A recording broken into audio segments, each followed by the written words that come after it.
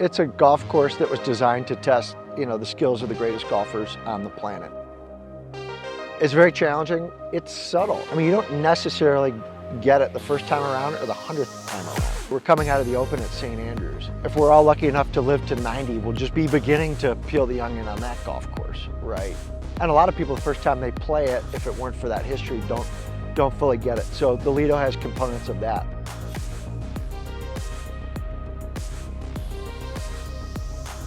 This is a 100% to the ability we can, 100% faithful recreation of the Lido in all regards. So this isn't an interpretation, we're not putting our spin on it. That goes down to every single green, every single fairway, wind patterns. We're absolutely confident that it's a good thing to do. And the day we started, we felt great about it, and seeing all 18 seated felt even happier about it, yeah.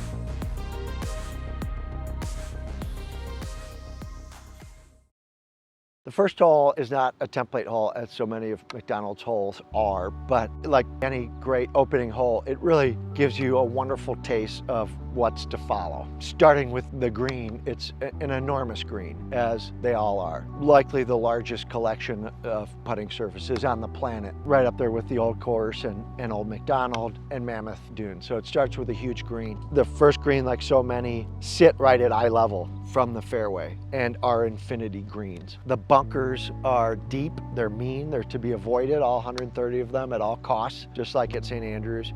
And it's a shared fairway, as many of them are. The first is more a fairway to be used from the 10th than the other way around, but it's shared, as so many of them are, at the Lido and at St. Andrews. Second hole, it's sort of a combination, but it is a plateau green. Again, enormous green, 17,000 square feet, huge plateaus. Bunkering is key. It brings the lagoon into play. So 6 of the holes have water in play. The second is often played downwind or cross down, and if you miss long, you're wet. And if you're short, you have to contend with very Old Course-esque contours and well-placed bunkers. So it gets you thinking about your layup shot, and your layup shot, you have to contend with a different set of hazards. The third is the Eden. I can't think of any others besides the 11th that we just witnessed at St. Andrews, the original that have water long. The Eden at the Lido has water long. It has 2 bunkers representing the Strath and 1 in front of it that's not really in play, but really throws off your depth perception. Like St. Andrews, and lacking in many other instances, you could certainly run the ball up onto the green. The fourth is the channel hole, which Macdonald so humbly described as the finest 510-yard hole ever designed. He designed it. It has 2 fairway paths. It's a par 5. If you want to go there in 2, you have an island fairway sitting out in the sand dunes.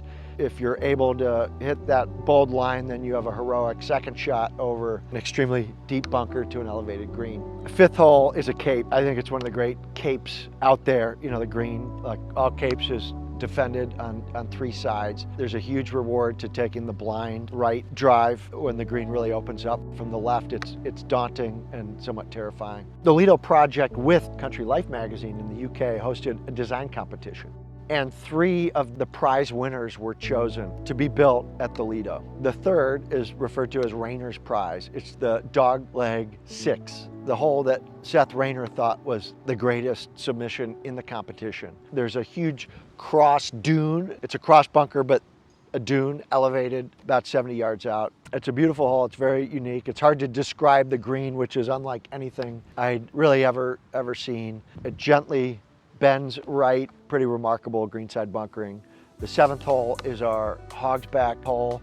Green falls away from you towards what would have been the beach. The 8th is the very bold Biarritz. It played, I think, originally 235, 240 yards, as many of them do. We have a tee back that we've added to play 290. It was on the dune top along the beach, and if you miss it right, you have a very daunting, probably 12 to 15 foot sand shot back onto the green. The 9th is our Leven. It doesn't have a very high front left mound, as many of them do, but it's a very charming short hole. So the weather is one of the most important things. We lined that golf course up on the cardinal points and then looked at the wind rose, which tells us velocity and duration and direction. And then we looked at Long Island and they were almost identical, which is so important because the routing has so many parallel holes playing north and south. Playing in that western crosswind is what those holes were designed for and how they were routed. So without that, it just wouldn't have worked. If we would have had to rotate the golf course on the cardinal axis, it would have screwed it up. And the wind been a different velocity. I mean, it rips out there. There's nothing to stop or slow down the wind. The Lido, on a day like today, it's just constant and steady. The 10th hole is our Alps. It's a beautiful green, and it's a shared fairway with one. If you're not gonna get over the Alp in 2 shots, at some point you're gonna be hitting over into the first fairway. And for a shorter hitter, they might consider hitting their drive directly into the first because it's a shorter carry. The 11th green, I don't believe it's a template. It's a shared fairway with the 2nd and 17th. It's a triple wide fairway, 168 yards wide. There is reason from the 11th tee to play down 17. At times, there's reason to play down 2. It's really an exciting hole, like the 2nd, which is, it's a shared green. It's enormous, another 16,000 square foot green shared with the 17,000 square foot 2nd. It has water long. It has a very bold approach, which will make you think hard. You should land it short, there's water long, and you have to consider some very bold features in the run up to the green. The 12th is our punch bowl. It's a bite off as much as you can chew drive. If you take a bold line, you're rewarded with a downhill slope, so your ball should run out. You might have 9 or 8 iron into the elevated punch bowl green. If you take a less bold line, you'll hit an upslope and you'll have everything in the bag left and most likely be forced with a layup. It's a beautiful, natural, elevated punch bowl green with some very severe, deep traps guarding it about 30 yards in front of the front edge of the green. The 13th is our knoll hole. Some knolls are par 5s, some are par 4s. This is a short par 4. It's another large green, but it doesn't appear to be from the fairway. If you're 100 yards out, it's elevated. It's another infinity green. Again, my advice to anybody playing that hole is just aim for the center of the green and putt out to whatever the pin is. The 14th is our short. It has a very pronounced thumbprint in the front center of it. It's sort of a hexagon defined by bunkers around the edge. It's one of my favorite shorts out there. It's really beautiful. The 15th was another competition winner. It's named Strategy. It was designed by Tom Simpson, the famous architect who's designed and improved many fabulous golf courses on his own. A fun story, when we were building it, the fairway is about 140 yards wide with cross bunkers running diagonally across the whole fairway. And a group who was touring it walked up to me and asked, why is it named Strategy? What's the strategy? And Mr. Doak was 20 yards away, so I said, we should probably ask him. He's gonna give you a better answer. So we presented the query to Tom, and he said, honestly, this is the first hole I've ever built where I can't completely describe to you the strategy of this hole. I think it might take some time for all of us to get to know it and fully appreciate it. So he was being humble. I'm sure he had some strong opinions on what the strategy was, but there are so many options of play on that hole, given the width, the size of the green, and the bunkering. The 16th is our Redan, inspired by the original Redan at North Berwick. The 15th, when it plays downwind, there is water 20 yards long. If you hit a downwind draw that lands on the back half of the green, it might roll into the water. 17th is our long, like the 14th at St. Andrews. It actually has a very similar green. So many of these templates have, bunkering and length, but unique greens. This green was inspired by the original long at St. Andrews, the 14th. It's a gorgeous green.